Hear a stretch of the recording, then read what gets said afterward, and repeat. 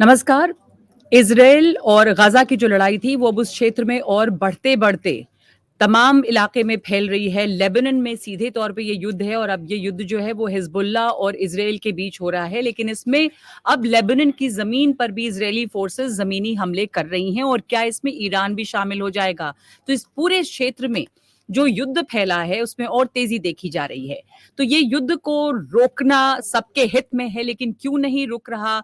Israel का बहुत बड़ा सहयोगी अमेरिका है, तो अमेरिका इसमें युद्ध रोक क्यों नहीं पा रहा या फिर इज़राइल उसकी बात नहीं मान रहा? तो इस पर बातचीत करेंगे और मेरे साथ मेहमान जुड़ रहे हैं खिवराज जांगिड़। बहुत धन्यवाद आपका।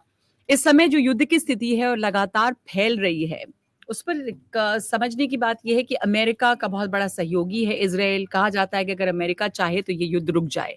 तो क्या आपका इस वक़्त एनालिसिस है? क्या अमेरिका नहीं चाहता कि ये युद्ध रुके? क्योंकि अब पूरा क्षेत्र जो है वो इसकी जद में आ गया है। नमस्कार। नगमा जी, देखिए, लड़ाई का रुकना हम 8-10 महीने से मतलब एक तरह से कहिए कि अनुमान लगा रहे हैं, पर लड़ाई तब रुकती है जब दोनों पक्ष लड़ाई रोकना चाहें। यहाँ 2 पक्ष हैं, हमास और इज़राइल। हमास की जो रणनीति है उसके तहत तो शहीद होना और मरना या मारना, इस लड़ाई को तब तक जारी रखना जब तक कि उनका मकसद पूरा ना हो। तो उनके लिए इस लड़ाई का लंबा चलना कोई बड़ी अनहोनी नहीं है।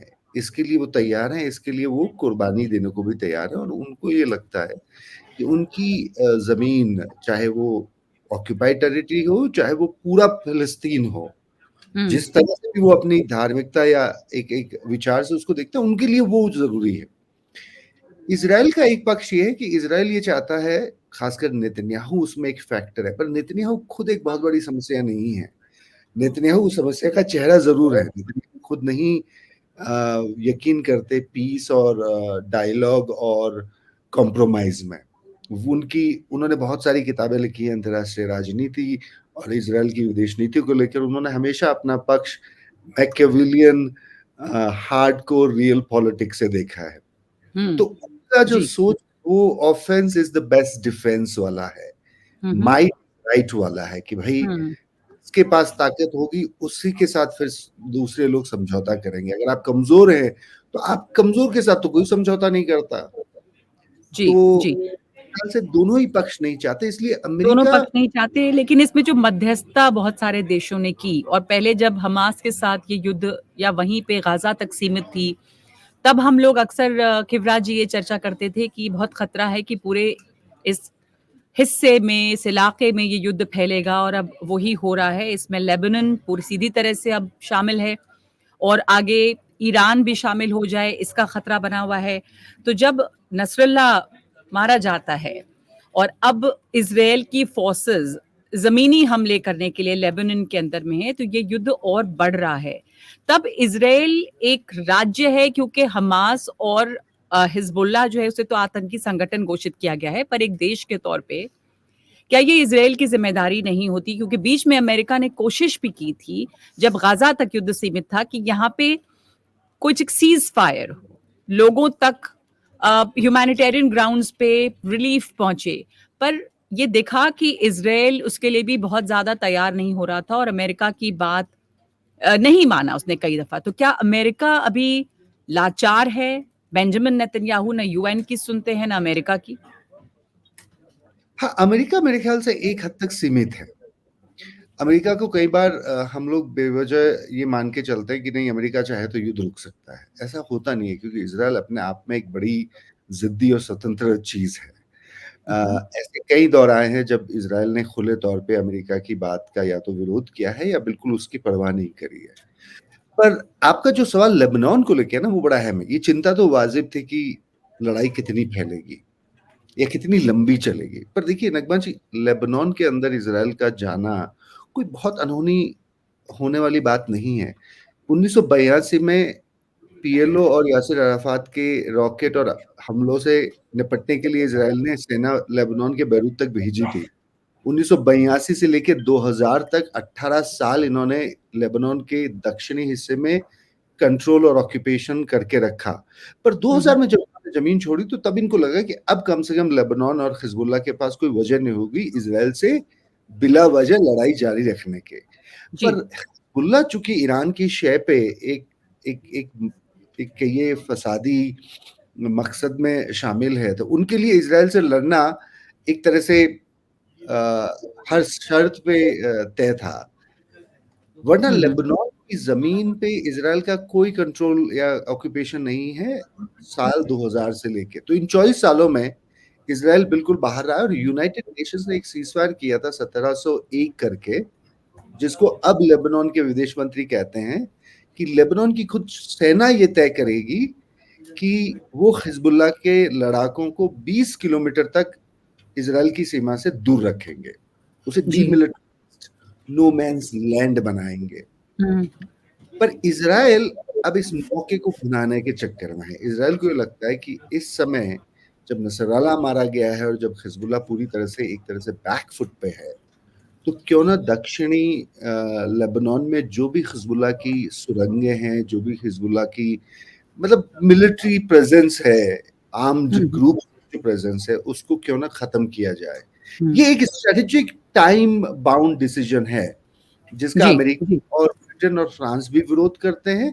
पर मेरे ख्याल से एक लिमिटेड ऑपरेशन का टाइम इजराइल को दिया जाएगा और इजराइल को फिर उसके बाद पुल आउट करना पड़ेगा। तो मतलब इजराइल पुल आउट करने के लिए अगर अमेरिका कहता है तो इजराइल इस बात को कितना माने, क्योंकि जब ये गाजा पट्टी में हमास के खिलाफ लड़ाई थी उस वक्त भी बहुत दफा इजराइल ने किसी भी अंतर्राष्ट्रीय संगठन की, चाहे वो यूएन हो या अमेरिका की, कई बार अनसुनी की है बात को।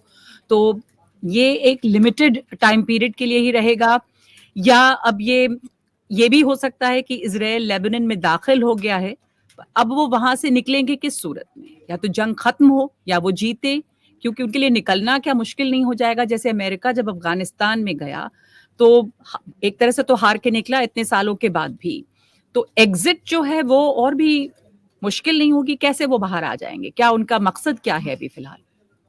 देखिए, रैशनली स्पीकिंग आप सही कह रही हैं। अक्सर सेनाएं जब ऐसे कूच पे जाती है तो वो कुछ हासिल करके आती नहीं है।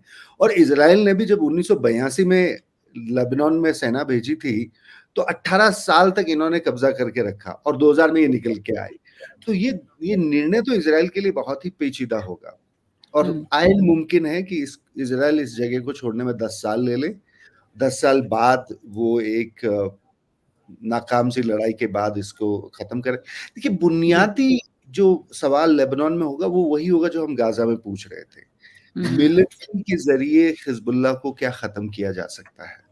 हम्म। आपने टॉप लीडर को मारा, आपने कमांडर्स को मारा, पर वो कमांडर्स और टॉप लीडर्स रिप्लेस होंगे। जी। हिजबुल्लाह से आप कैसे निजात पाएंगे अपनी दुश्मनी को? तो बुनियादी जो इजराइल की जो एक ये पेचीदगी है वो ये है कि वो ओवर रिलायंट है मिलिट्री मीन्स पे।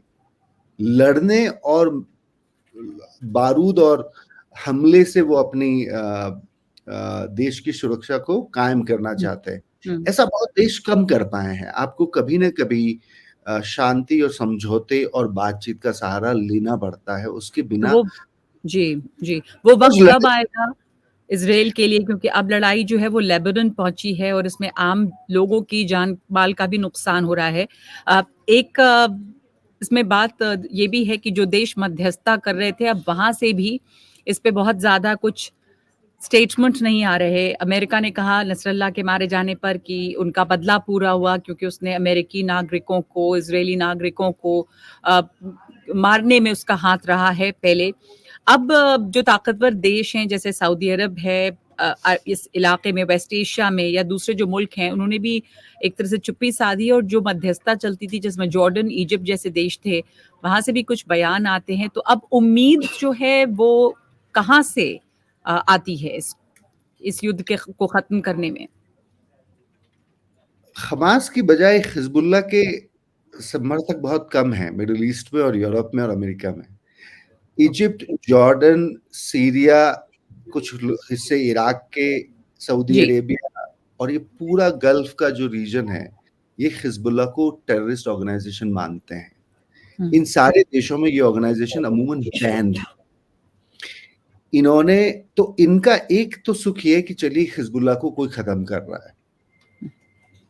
दूसरा कि लेबनान की 11 महीने की जो घटना है, वो घटना में इज़राइल का पक्ष थोड़ा ज़्यादा मज़बूत नज़र आता है कि आपने 11 महीने मतलब रॉकेट की बमबारी जी। झेली और हुँ। उस जैसे 1 लाख के करीब आपके बाशिंदे बेघर हो गए। तो इज़राइल का जो एक तरह से कहिए रैशनल या यू नो एक्सप्लेनेशन है, वो थोड़ा वैलिड ज़्यादा है लेब सेल्फ डिफेंस। हुँ, हुँ, हुँ, तो इसलिए हिज़्बुल्लाह को बचाने के लिए ज़्यादा कवायद मेरे ख़्याल से कहीं से बाहर से तो नहीं होने वाली। हुँ। बुरी स्थिति में लेबनान है। लेबनान की जो ऑफ़िशियल आर्मी है, लेबनान के जो ऑफ़िशियल पॉलिटिकल एडमिनिस्ट्रेशन है, अब वो ज़िम्मेदारी ले रहे हैं कि अब कह रहे हैं कि हम ज़िम्मेदारी लेते हैं कि 2006 के यूएन सीज़फायर को हम इम्प्लीमेंट करवाएँगे। तो मेरे ख़्याल से वो एक मॉडरेशन और इम्पेरेटिव हो सकता है इज़राइल के लिए। देखिए असल जी। बदलाव कहाँ से होगा? असल बदलाव होगा हुँ। इज़राइल के अंदर से। हुँ, हुँ। नेतन्याहू जिस तरीके से अपनी सरकार चला रहे हैं, वो अंदरूनी तौर पे बहुत विरोध झेल रहे हैं। डिफेंस मिनिस्टर बिल्कुल नेतन्याहू के खिलाफ हैं और नेतन्याहू इन डिफेंस मिनिस्टर को किसी भी वक्त मतलब अपने कैबिनेट से हुँ। बर्खास्त करने की फिराक में जी। है। तो बावजूद उसके लेकिन नेतन्याहू ये जंग छेड़ रहे हैं डिफेंस मिनिस्टर के खिलाफ भी, लोगों के विरोध के खिलाफ भी। एक आखिरी सवाल कि अ, कुल मिला के अगर अमेरिका की यहाँ पर बात करें तो जो हालात हैं उससे अमेरिका का रोल अभी बहुत सीमित है। वो ज़्यादा कुछ यहाँ पे अभी करने की स्थिति में नहीं है। हालाँकि पहले कई दफ़ा अरब में जो सुलह में मध्यस्थता अमेरिका ने की है, जैसे 1978 के कैंप डेविड समझौते का नेतृत्व किया था या 1994 में 1994 में इज़राइल जॉर्डन शांति समझौते में भी अमेरिका ने मध्यस्थता की थी। पर फिलहाल खिवराज जागिर एक आखिरी कमेंट आपसे कि अमेरिका के भी हाथ इस वक़्त बंधे हुए हैं। अमेरिका के हाथ पूरे बंद हैं और उसकी एक वजह ये भी है कि इज़राइल के ऊपर जो अक्टूबर 7 की जो घटना है, उस घटना के बाद इज़राइल को एक तरह से किसी भी नीति पे दबाव में ले आना बड़ा नामुमकिन है और मुश्किल है। हुँ, नेतन्याहू खास तरह से जो बाइडेन के तो सख्त खिलाफ हैं। हुँ, उन्होंने पहले भी जो बाइडेन की बातें नहीं मानी थी इज़राइल में हुँ। राजनीतिक और जी। न्यायिक क्रिया को बदलने के लिए और वो हुँ। डेमोक्रेटिक कैंडिडेट्स के साथ हमेशा लड़ाई में रहे हैं।